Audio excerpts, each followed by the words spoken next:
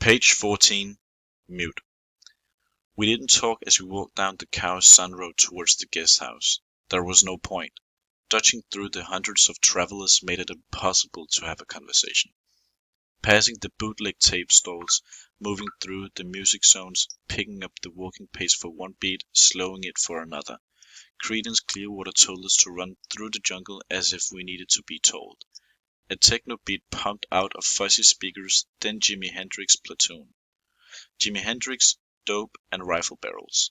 I sought out the smell of grass to complete the connection and found it through the stench of a hot gutter and sticky tarmac.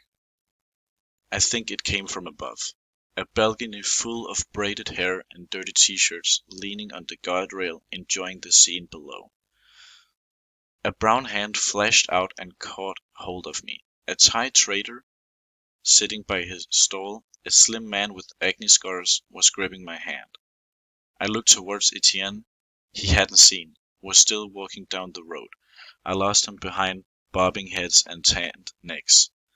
The man began stroking my forearm with his free hand, smoothly and swiftly, not loosening his grip. I frowned and tried to pull away. He pulled me back, taking my hand towards his thigh. My fingers clenched to a fist and my knuckles pressed against his skin. People pushed past me on the pavement, knocking me with their shoulders. One caught my eye and smiled. The man stopped stroking my arm and started stroking my leg. I looked at him. His face was passive and unreadable, and his gaze was level at my waist.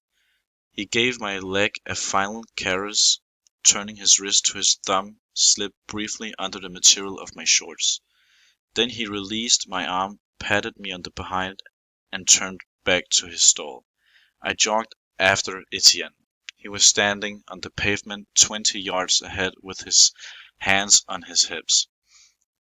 As I approached, he raised his eyebrows. I frowned, and we continued walking.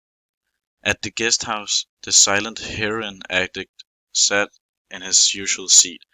When he saw us, he drew a line with his finger over each wrist. Sad, huh?